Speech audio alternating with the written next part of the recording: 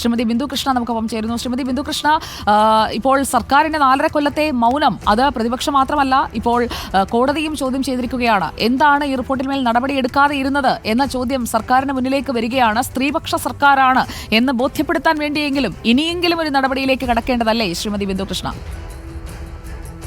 തീർച്ചയായും ആത്മാഭിമാനം ലവലേശമുള്ള സർക്കാരാണെങ്കിൽ, മുഖ്യമന്ത്രിയാണെങ്കിൽ, സിനിമാ മന്ത്രിയാണെങ്കിൽ തീർച്ചയായും അത് ചെയ്യേണ്ടതാണ്. പക്ഷെ ഈ സർക്കാരിൽ നിന്ന് അങ്ങനത്തെ ഒരു നീതിയോ മനോഭാവമോ നമുക്ക് പ്രതീക്ഷിക്കാൻ കഴിയുന്നില്ല. ഇതുവരെയുള്ള അവരുടെ പെരുമാറ്റം, കേസുകളൊക്കെ അട്ടിമറിക്കാൻ പോലീസിനും പ്രോസിക്യൂഷനും മേൽ കടിഞ്ഞാണിട്ടുകൊണ്ട് സ്ത്രീപീഡന ആരോപണ വിധേയരെ സംരക്ഷിച്ചുകൊണ്ട് പോകുന്ന ഒരു രീതിയാണ് സർക്കാർ അവലംബിക്കുന്നത്.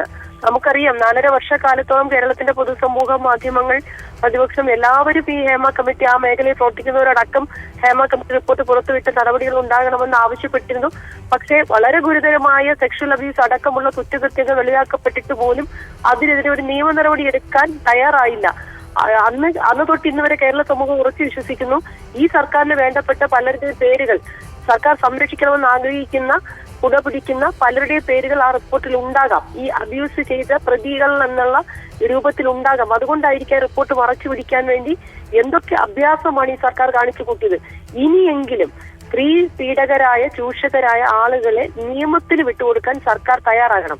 അവരുടെ പാർട്ടി അഫിലിയേഷനോ അവരുടെ സ്പെഷ്യൽ സ്റ്റാറ്റസിനോ അപ്പുറത്തേക്ക് അവരിലെ കുറ്റവാസനയെ ഇല്ലാതാക്കാൻ, നാളുകളിൽ ഈ കുറ്റകൃത്യം ചെയ്യാൻ പോകുന്നവർക്ക് ഒരു താക്കീതാകുവാൻ തീർച്ചയായും ഇനിയെങ്കിലും സ്ത്രീപക്ഷം.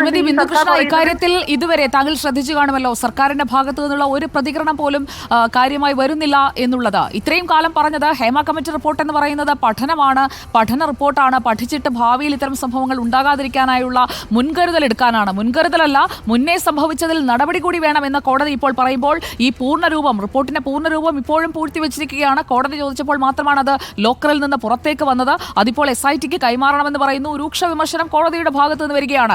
ഇനി പ്രതിപക്ഷം ഇത് തെരുവിലിറങ്ങി തന്നെ ആവശ്യപ്പെടണം. ആരെയാണ് സംരക്ഷിക്കാൻ ശ്രമിച്ചിരിക്കുന്നത്? ഏത് വലിയ ആളെയാണ് സംരക്ഷിക്കാനായി ഈ റിപ്പോർട്ട്, അതിന്റെ ഉള്ളടക്കം പൂഴ്ത്തിവെച്ചത് എന്നുള്ളത് പുറത്തു വരേണ്ടതല്ലേ ശ്രീമതി ബിന്ദു കൃഷ്ണ? തീർച്ചയായും സുജയ്, അത്തരം കാര്യങ്ങൾ ഇനിയും പുറത്ത് വന്നേ മതിയാകും. ഇനി ഒരു നിമിഷം പോലും അമാന്തിക്കാൻ പാടില്ല. മാത്രവുമല്ല, ഈ റിപ്പോർട്ട് 2019 സബ്മിറ്റ് ചെയ്തതിന് ശേഷവും എത്രയോ കുറ്റകൃത്യങ്ങൾ നടന്നിരുന്നു. കൃത്യമായി ഈ റിപ്പോർട്ട് വന്ന ഉടൻ ആക്ഷൻ ആരംഭിച്ചിരുന്നുവെങ്കിൽ അതിനുശേഷമുണ്ടായ ലൈംഗിക ചൂഷണവും മറ്റ് അതിക്രമങ്ങളും ഒഴിവാക്കാൻ കഴിയുമായിരുന്നു.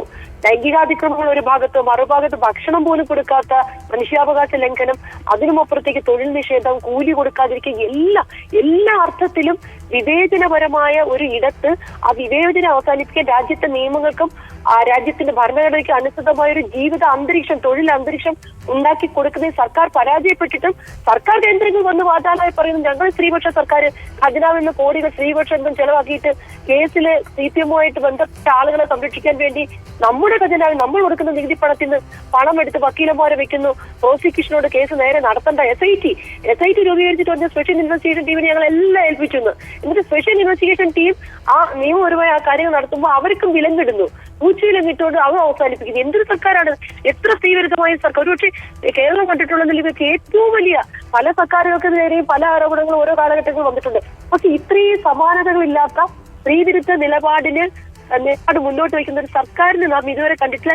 ഇനിയെങ്കിലും കേരളത്തിന്റെ ചുവരെഴുത്ത്, സാമൂഹിക ചുവരെഴുത്ത് തിരിച്ചറിഞ്ഞുകൊണ്ട് സർക്കാർ ക്രിയാത്മക നടപടികളിൽ ഉണ്ടാകണം.